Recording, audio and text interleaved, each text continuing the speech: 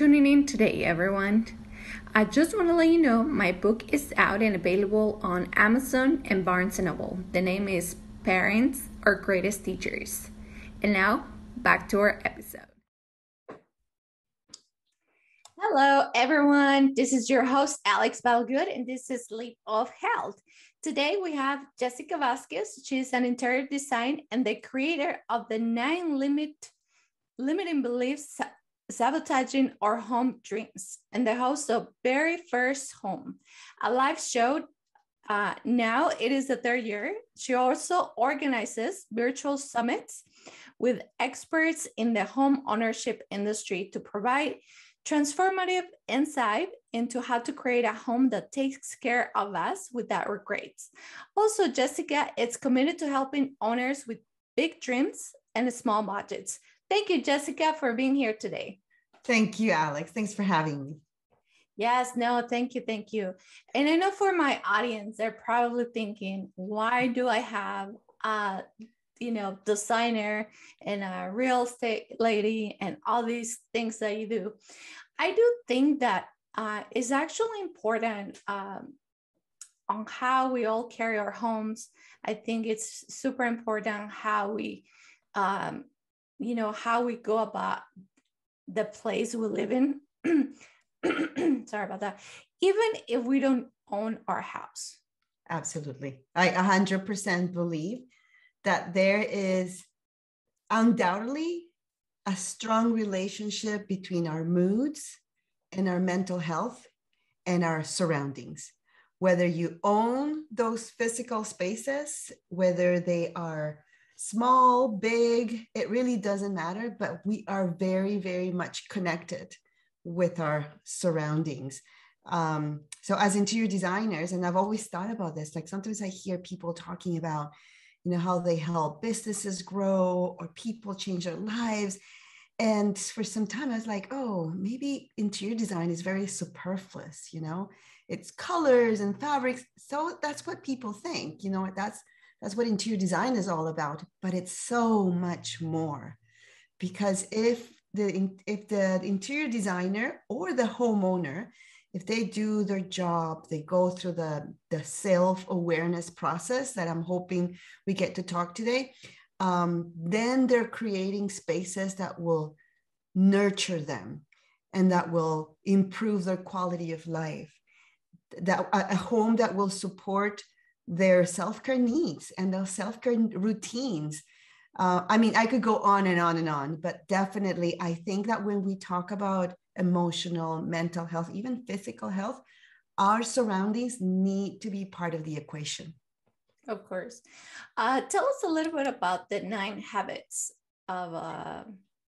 The 9 limiting beliefs. 9 limits, sorry. Yes, for sure. So first of all, maybe I should tell your audience that I work a lot with first-time homeowners. Mm-hmm. And first-time homeowners, it's a group of people that are very dear to my heart. I was a first-time homeowner once. In fact, I've been a first-time homeowner twice. Once in Panama, where I bought my first home, where I'm from. And then when we moved to Canada, I became a first-time homeowner again, because owning a home in Canada is very different than owning it in Panama. So I always say that I'm a first-time homeowner twice. And I am very much aware that when we take possession of that first home, there are a lot of new things that come our way. Expenses, bills. Now you have to pay insurance and taxes, maybe condo fees if you bought an apartment. So many things. And for many, many, many people, the dreams they had when they bought the home get pushed aside. Maybe you bought the home and you start thinking, oh, I can put a mirror here and I could put, like paintings over there. I'm going to change the tiles. I'm going to upgrade the kitchen. And unfortunately, reality hits. And that's when those dreams start being put off and aside. And it could be 3 years, sometimes 5, sometimes even more, until homeowners actually get to those dreams or believe that they can afford them. So those 9 limiting beliefs is what I have identified from my clients, from working with first-time homeowners. I can mention a few of them. For example, Maybe you'll relate to some of them. I have children, and I won't have the house that I want until I don't have children at home anymore. That's a very limiting belief, because you can have a home that you love coming to, even if you have children. Another limiting belief is beautiful homes are expensive. Therefore, I'm going to have to wait until I have that money. And it's not true. There's so many things that we can do that will beautify our surroundings. And you don't even have to be a DIYer. You can just go and search and budget, and which is a whole different conversation. But that's another one. That's a big one.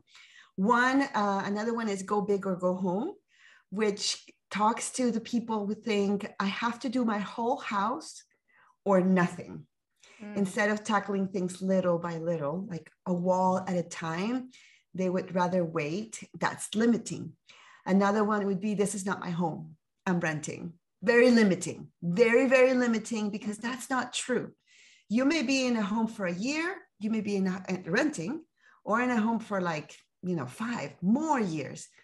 So those, even if it's a year, those 365 days of your emotional health, they have to be worth something to you. So even if you are renting. And then you have others that say, oh, this is not my forever home. It doesn't really matter. It's just my starter home. So that's another limiting beliefs. And there are a couple more that I could speak about, but those are the most common ones. And again, they're limiting beliefs only. They're not facts. They're not circumstances. And we need to start by changing our mindsets, and then start planning and acting with intention if we want to change anything. Yes, for sure. I love that you mentioned the type of owners that they said, this is not my house. I think that's like a really big one. And I think not just limits yourself, but it really stops you for doing a lot with the space that you live in. Absolutely. Do you think also that really, like you mentioned, mental health and physical health, I think taking those beliefs from our heads, because this is not my house, it's already kind of like in a negative statement. Yes. What do you tell people about those specific train of thoughts that they might have with, it's kind of horrible to say like, oh, this is not my place, I'm just, whatever, I'm gonna have this way or that way. Or even like when it comes to cleaning your own place, sometimes they're like, well, it's fine, it's not my place, I don't have to repair this, or I don't have to fix things. What's your take on that? I would tell them, yes, your name may not be on that title, but you're the one that lives there. You're the one who has to live with the clutter or the unrepaired walls. There's a connection, and call it what you may. Some people would even say negative energy that comes from things that are broken, unclean, or dirty, or spaces that have cobwebs, or that haven't been dusted. Like, for example, if your bedroom, which should be your personal sanctuary, for many people, it becomes like a catch-all place, like where everybody puts where they can't find a specific place. And picture yourself, whether it's your bedroom, your name on the title or not, and you get to this bedroom, you're tired, and all you see around your bed are boxes of things that you don't even know what's in there, and bags with clothes that need to be donated, and papers that need to be filed. That affects our mindset, because now, like, you're reminded of the things that need to be done. And there's a better place to be. There's a better space to relax and to just unwind from your day, right? And be reminded, oh, I gotta do this. And it's just uninspiring. So I think that's the best word to use.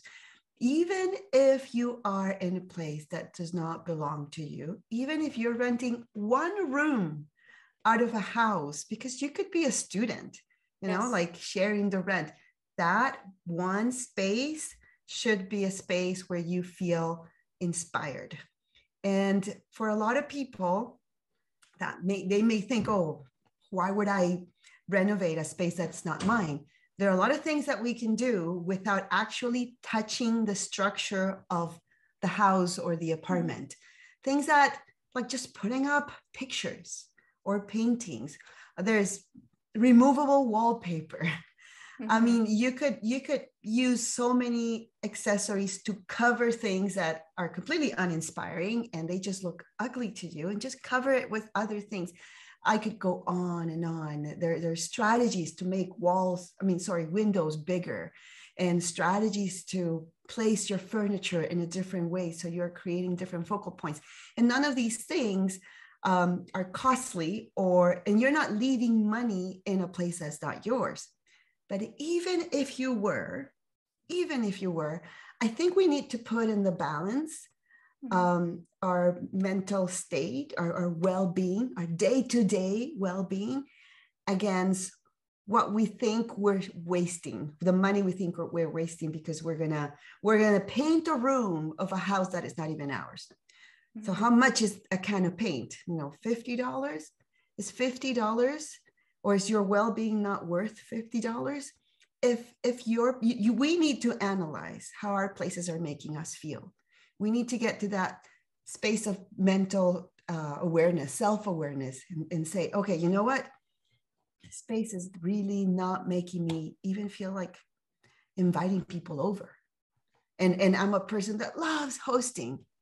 And if your space does not even allow you to do that because you're embarrassed, then something needs to change, because you're not living your life to the fullest.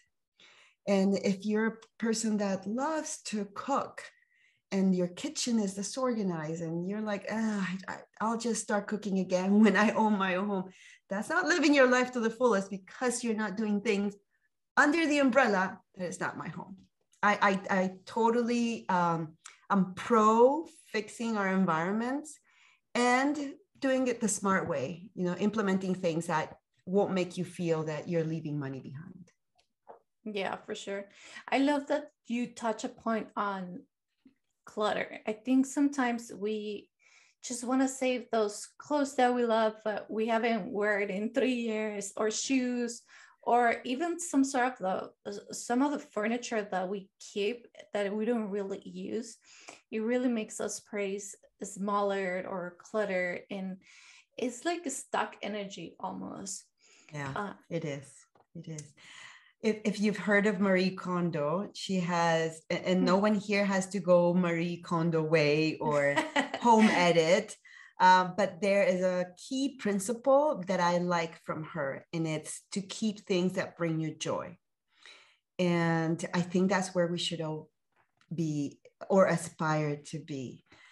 I myself, like when the pandemic started, and I don't keep things. If clothes don't fit in my closet, if I don't see my hangers like neatly spaced or my drawers neatly organized, then I know that I have too many clothes, and I start taking things out. So like I'm consistently purging, and I never keep things. So the pandemic came, and you probably remember this, people were making masks with fabric they had, saved for years, and elastics. And I'm like, I don't have any of that because I don't.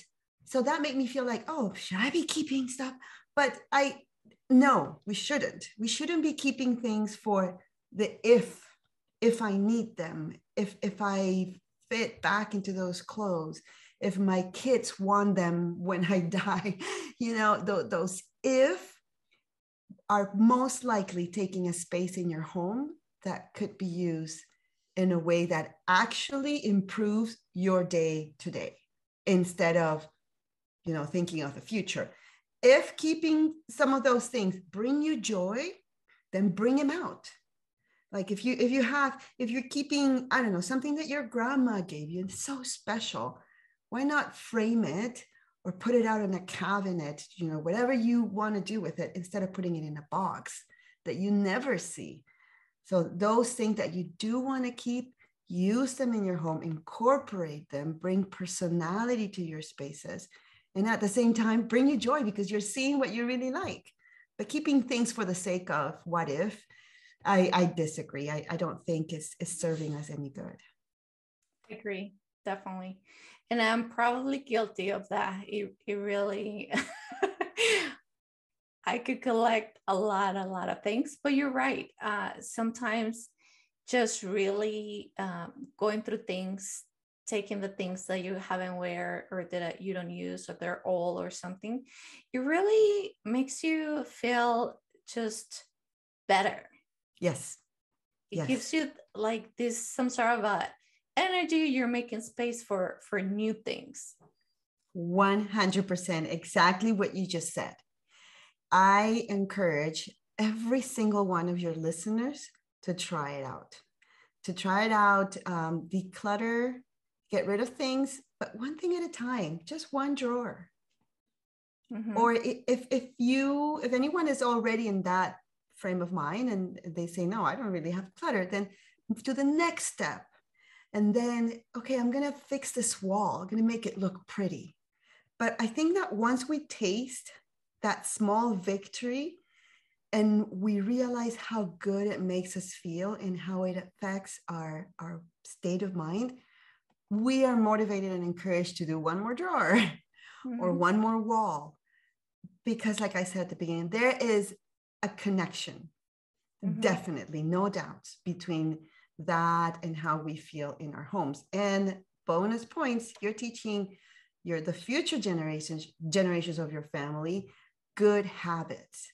You're teaching mm-hmm. them to not accumulate things. You're teaching them to keep things organized. In fact, when I visit clients, interior design clients, most people want to know how to make their spaces pretty.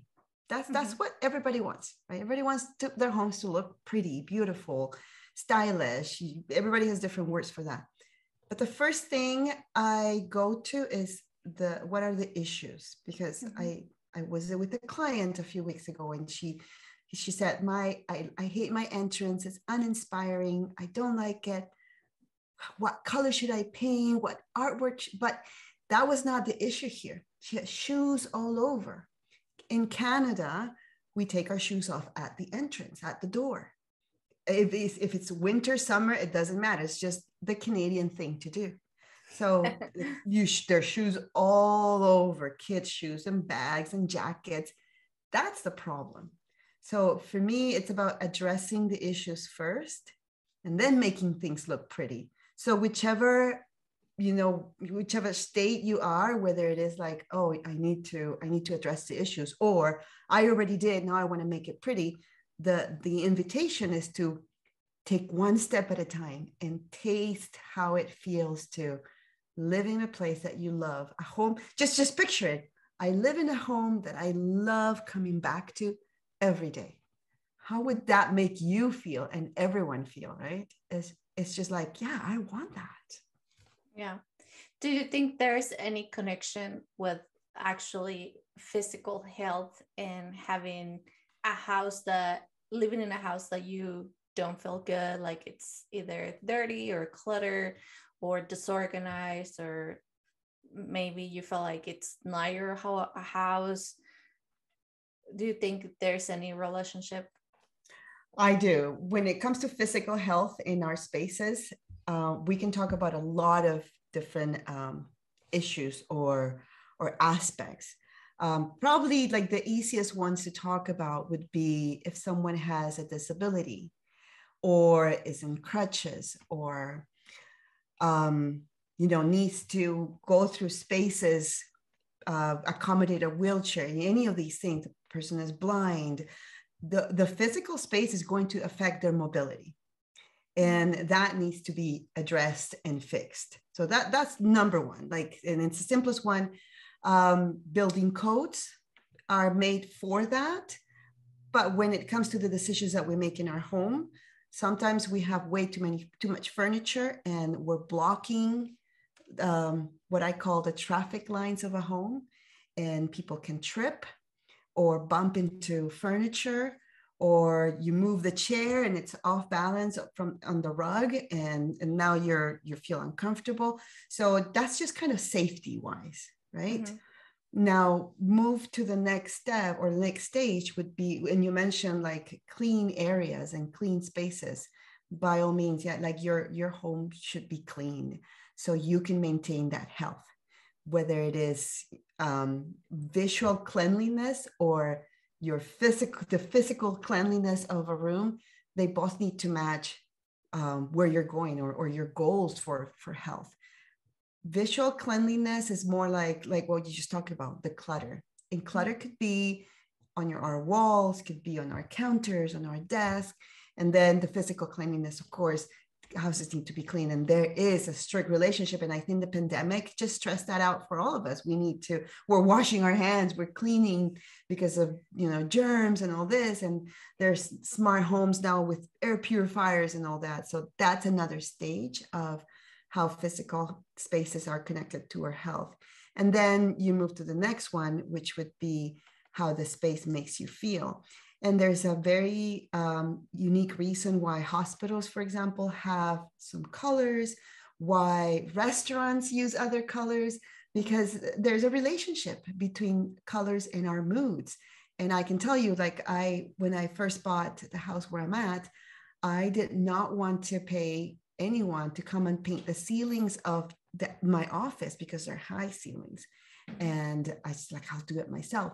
But 3 years passed, and they were kind of this mustardy yellow that I didn't like. And I tried the best, but it wasn't until I actually decided, you know what, I'm just going to pay for someone. And I did, and they came and painted. And I'm like, what a difference it makes. What a difference it makes to be in a space that you like. And it could mean, the difference between you feeling motivated to start your workday and not. Or like we talked about, inviting people or relaxing, or even your children. Like if your children are studying at home, they need to be motivated too. So all these things play a big role in between the relationship of our home and our self-care. Yeah, for sure. I think we take for granted the importance of our home. Yes. Absolutely. Right? It's like we think about all these other things, like, oh, we're going to have the car needs to be good. My office, I'm buying a new chair or something. We even care for others more, like, oh, I'm going to buy something for my cousin or my grandma or something, right? But we take for granted how our house looks. We're so worried about everything else except our house. What do you tell because I know you work with the first time owners, what do you tell them to not forget about their house? To not forget about their house, to right. keep it always top of mind. Yes, it's a very good question. Yeah. I would say to go to a place of self-awareness. And that's actually one of the 4 keys that a self-care home has. And I call them pillars. And I believe that a home that takes care of us has 4 pillars: self-awareness, needs first, you matter, and build joy. Those 4 keys, if you are able to sort of unlock them, you unlock the power of your home. And the free guide that I have, I talked about the 4 keys. I talked about how to unlock them and some very practical advice on how to approach that. So self-awareness is one of them. So for a homeowner that says, I don't really care about my place and needs to stop taking it for granted, I would say you need to sit down and really take a look at how you feel in your home. And I honestly think that when someone tells me I don't really care about my surroundings, it's more coming from a place of denial, from a place that I don't really want to do anything. If someone tells me, oh, I don't care what other people say, but you should care because it's you. We're not doing this because of what other people say. In fact, having a home that takes care of us has nothing, absolutely nothing to do with a particular style or a price tag. Nothing at all. Mm-hmm. It's all about the people, the person living there. It's all about you. It's all about me. It's about the family dynamics. So self-awareness is first. So take a look at your family. Are you comfortable? Are your kids fighting over space? Do you feel motivated to start working? Do you feel motivated to cook? Do you like bringing people over? If somebody says, well, I'm a homebody and I don't like bringing anyone. Okay, but when you are at home, are you comfortable? Are you living your life to the fullest within your home? Because some people think, oh, living life to the fullest is, traveling and doing all these. Never home. Of course, yeah. No one thinks about home, but Yeah. are you living your life to the fullest within the four walls of your home? And is your home making you feel more at ease? Does it frustrate you because, oh, I can't find anything and I bump into things, or everything is disorganized and I come in the door and I don't like what I see? Those feelings are real and they're valid. So for anyone, the self-awareness needs to be unlocked, and you need to really, really sit down and identify what is wrong and why, and what is the type of life you really want to live. And again, we're not talking about living outside our home. Like you say, oh, I want to travel. No, I'm talking about your day-to-day living at home. What is the type of life you want to have in your home? What are your family dynamics? And then identify what is it that your home needs to provide to enhance that vision that you have of yourself and support it. Otherwise, we can hang wallpaper and artwork and change furniture and floors. But if that self-awareness is not addressed first, believe you me, Alex, nothing you do is going to change those frustrations and those feelings that your house is not supporting you. Mm-hmm. I love that. I think we definitely have to keep that awareness towards our house. Like we really keep forgetting about it. we worry so much about like everything else, like what are we gonna do for work, what are we cooking, but it's like, are you happy at home? Mm-hmm.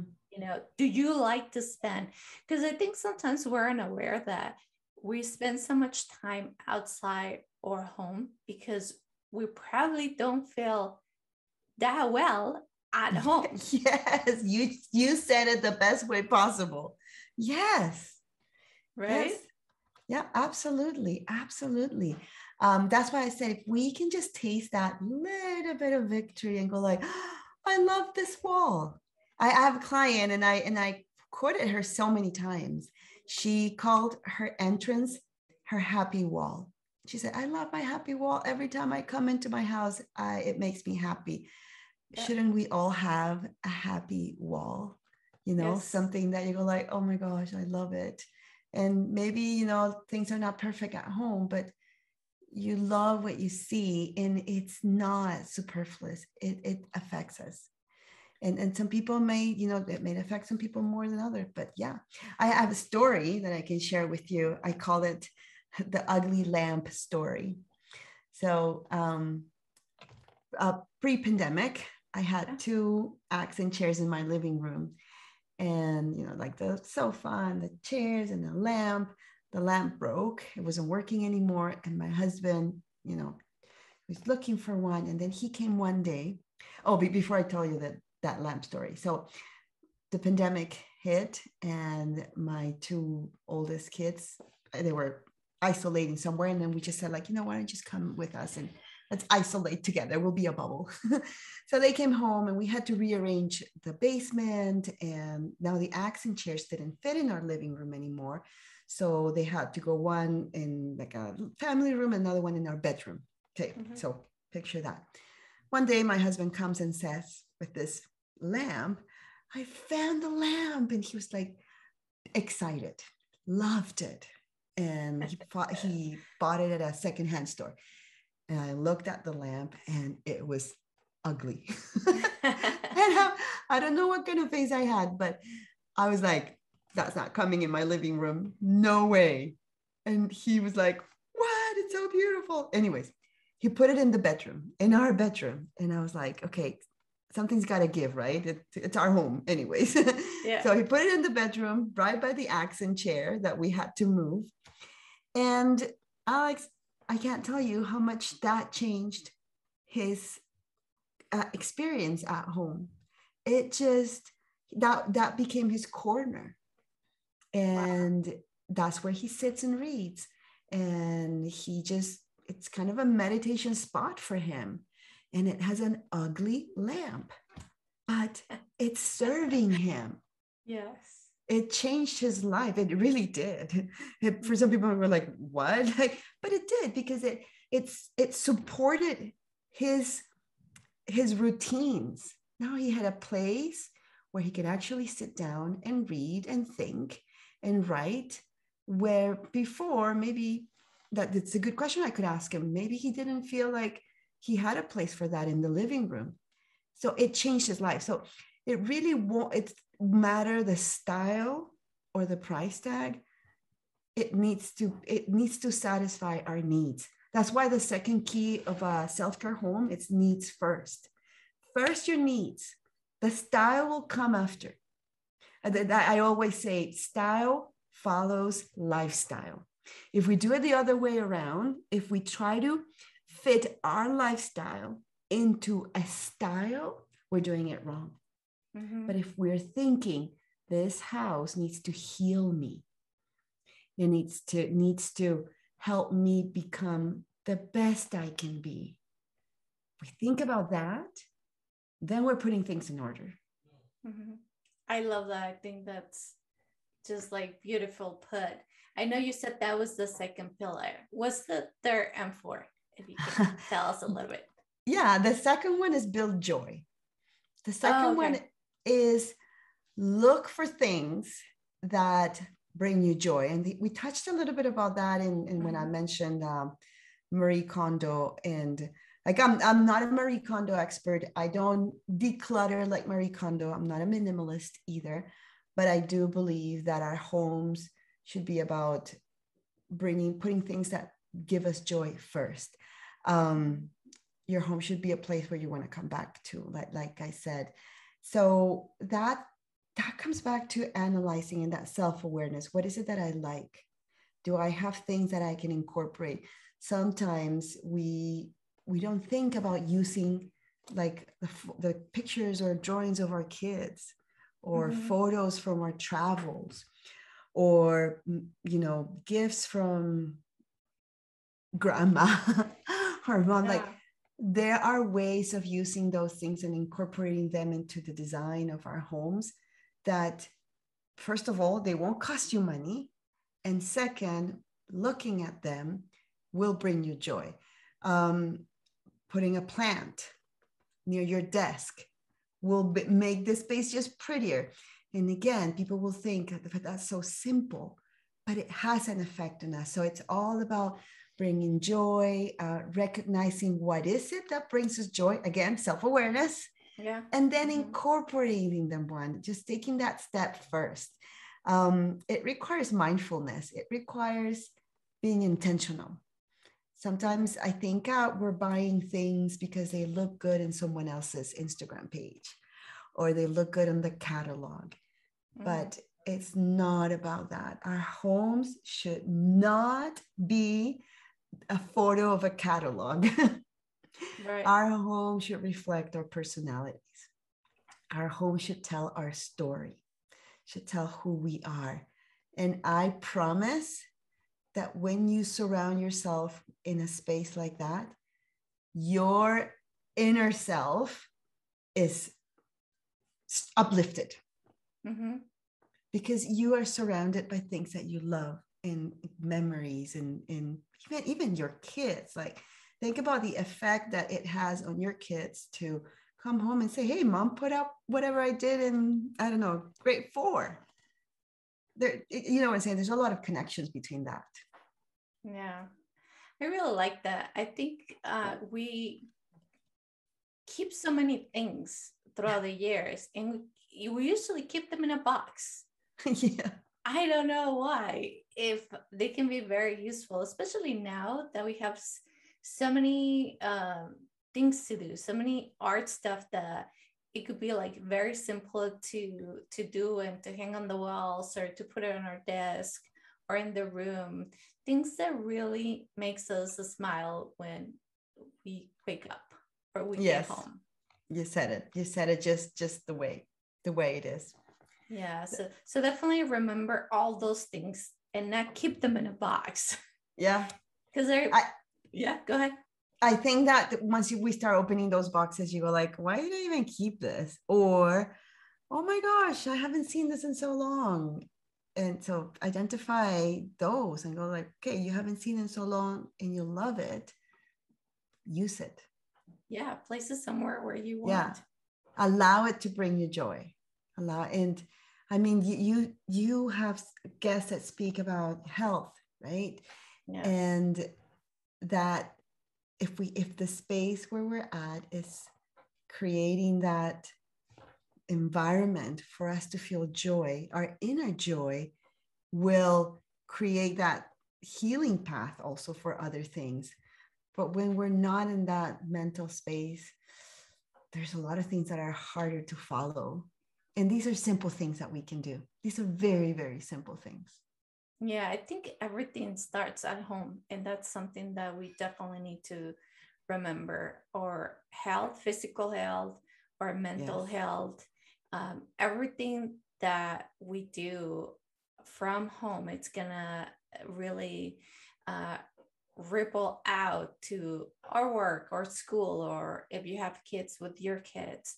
So I think it's a really cool thing and important thing. I mean, we all have a house where there is, as you said, a small room, or maybe you just bought a house, or if you're renting a place. I mean, it doesn't matter if you're sleeping somewhere. That's yours. Yes, that's your spot. That's your place. So keep it neat, keep it nice, make it the best place where you're gonna end every night. Absolutely. And then the fourth pillar is you matter. And we've touched about that also when I said, the Instagram account, like I would say to your listeners, don't chase other people's styles. Yours is the one that matters. And answer questions like, what is it that I need here to feel better? And what is the mood that I want to feel in this room? Instead of thinking, oh, I want a room that feels boho or contemporary or modern or chic. Just feel like, how do you want to feel in the room? Yes. Do you want to feel like, oh, this is fun and relaxed? Or do you want to feel like this is, glamorous and is elegant? Like, how do you want to feel? And then determine what inspires you. Once you can choose that, what I call inspiration point, then you can start defining the rest of the things that, are put together into a room, like color and texture and furniture. But you need to address those things first. You need to go to self-awareness. You need to address the needs first. You need to address the joy. And then it's your style, what inspires you, no one else. And in the guide, there are lots of suggestions of how you can do that. I also have like a worksheet that people can fill out. I think it's really good. And you mentioned that, our health should start at home. And that's actually the title of the guide. Self-care starts at home, because even if you have a routine, you need a space for that, a space for your routine. Even if it's like your beauty or your exercises or your yoga routine or your meditation routine, whatever it is, that needs a space. And the more you provide a space for your routines, for the vision that you have of the person you want to be and your family, the better you're at in actually achieving those goals, because you're kind of setting yourself up for success when your home, which is something that you can control, when your home is supporting you. Yes, I love that. What are some of the other stuff that you do for first time homeowners when it comes to design? When it comes to design, because first time homeowners have, I don't want to say all of them, but a great majority of first time homeowners have a limiting budget. Mm-hmm. What I do for them is to plan, it's like a plan of attack, plan their roadmap. So I tell them, I encourage them to be proactive and intentional and stop, pinning and saving photos for the sake of, and put everything into a plan.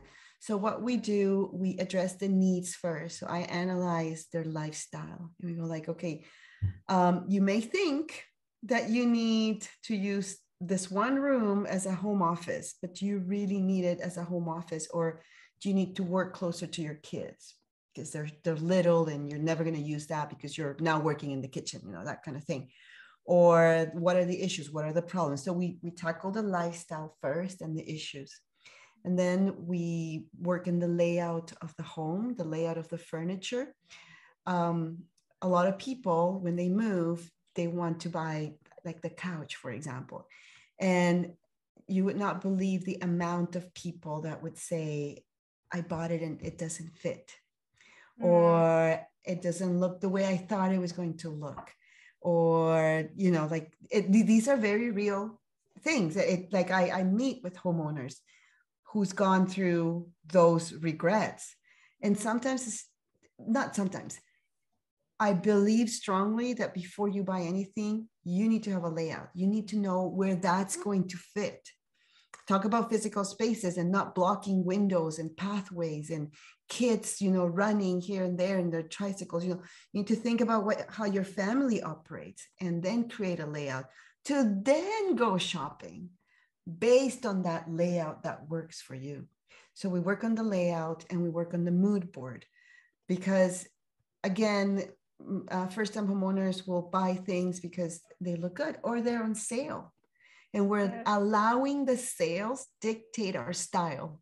Oh yeah, this is on sale, I'm gonna get it. But now you're constrained because now you bought, I don't know, maybe now you bought the brown couch because it was on sale.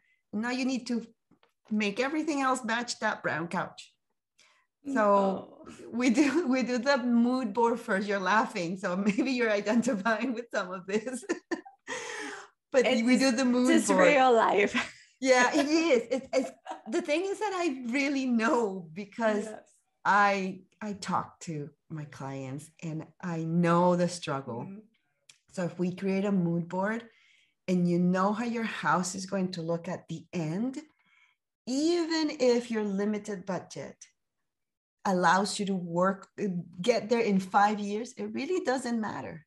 You have a roadmap and all you need to do is reverse engineer that vision. Now you're buying the brown couch. If you like the brown couch, now you're buying because you know that it goes with your layout and your vision. And you're not buying it because it's on sale. And you're not wondering like, now what? Okay, what can I put on this wall? No, it's all mapped out. Even if things change. And some of my clients will get they all get a shopping list. But even if the shopping list, if they want to go through the Facebook market route, for example, or Craigslist, one of these, they have a vision, they have a guide, they know, oh, okay, I need a couch that is this big, that is in this color, because this is where I'm heading and it's going to work. So again, you're not letting the price, the sales, the Black Fridays determine what you buy. You're taking control. You're being proactive. You're taking action with intention. And in the process, you're doing one wall at a time, one corner at a time, instead of, like waiting to see, when I have the money, when I become good at decorating, when I have it all figured out. In the process, you're not nurturing yourself by having a place that it's completely uninspiring and you're not even motivated to be there. So there's a lot to say about having a plan and working towards it than and that, you know, instead just waiting for things to happen and nothing happens. Yeah, for sure. I think sometimes what happens, especially with first time owners or when people have just moved to a new place, if either they buy the sales or things like that, as you were mentioning, or they don't, because they're waiting to for the right time to make it nice. But then it's been like 5 years you've been living in the same place, and your place is a mess because you're still waiting to try to figure it out. How do you want to decorate your place or make it nice or whatever?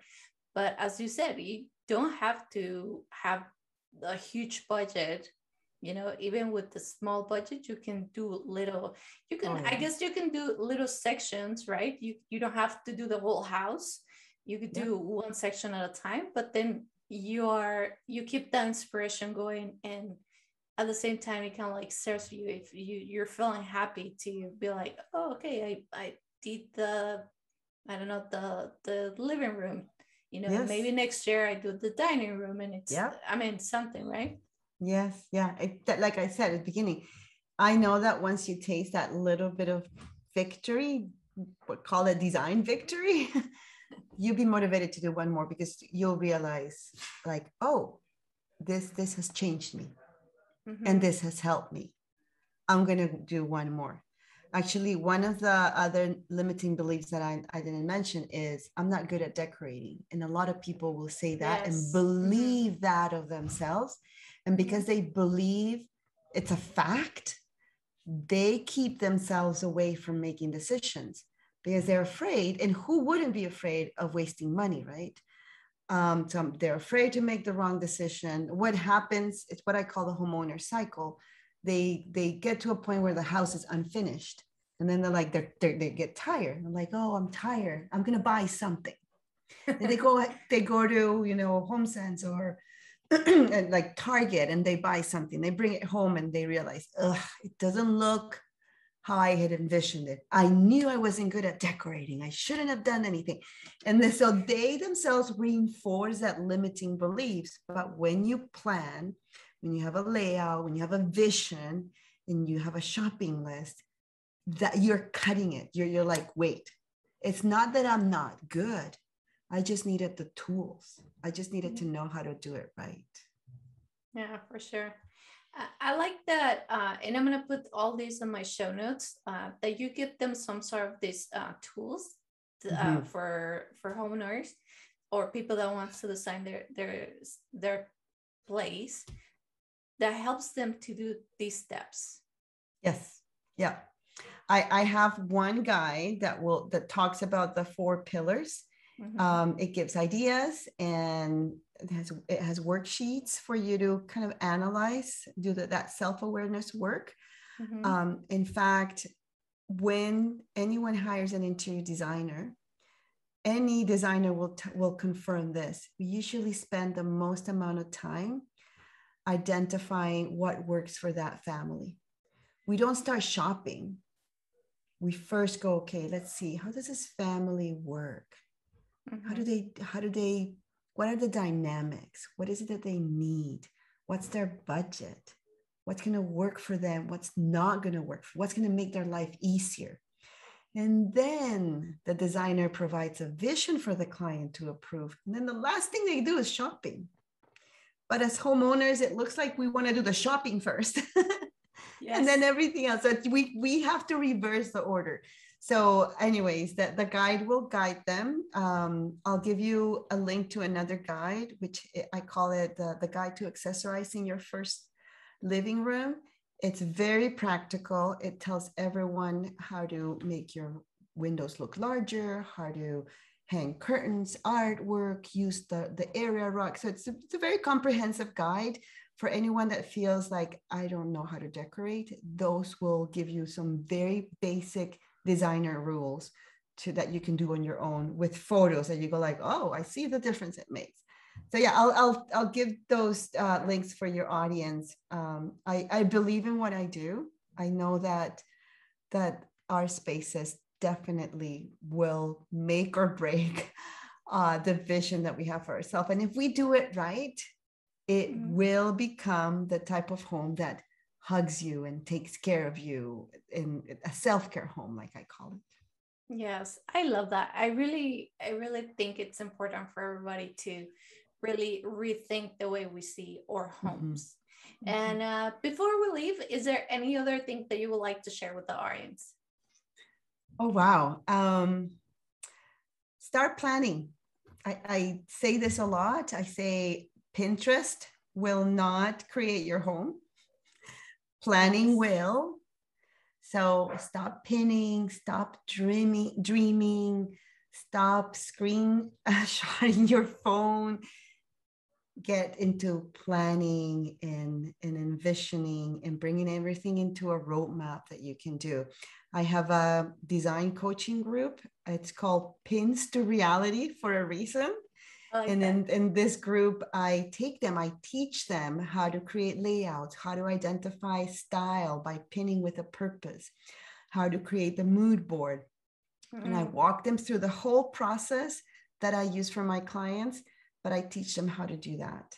Not everybody can hire an interior designer, but everybody deserves a home that they love. And these simple tools can help them do that. Whether you want to, just download the guide or check out the group, but do something about your homes, because you will see the difference, just like my husband did with his ugly lamp. But you will see the difference that a place that you love will make in your life and in the life of your loved ones. Yes, for sure. Definitely, our house makes a big impact on what we do outside our homes. Yes. Thank you. Yes. Thank you so much for being here today. If anyone wants to reach out to you, or if they have any design questions, where can they find you? They can find me on Instagram, which is where I'm the most active, at interiors_by_Jessica. So it's Interiors by Jessica. And you can also go to my website, which is interiorsbyjessica.ca. And keep an eye on some conferences I'm organizing this year. They're called My First Home in Canada. I know that you're in the States, but some of the things that we're talking about apply to every home everywhere. So myfirsthomeInCanada.ca will have dates for the upcoming conference, and then we'll update the new ones coming up. But those are free resources that anyone can access, and come hang out with me on Instagram. I do reels, I do lives. It's a fun thing to do. I love that. I love that. Yes, definitely. We will do that. And also, I know I have a few listeners in Canada, so that will make it cool for them to check you out and get in contact with you. So awesome. We'll put all your information on the show notes. And for anyone that would like to know more about my show, you can find me on Facebook, Instagram, and YouTube. And also, if you guys want to check out my book, remember it's on Amazon and Barnes & Noble. It's called Parents Are Greatest Teachers. Thank you, everyone, for being here today. And thank you, Jessica, for being our guest today. Have a nice day, everyone. Thank you.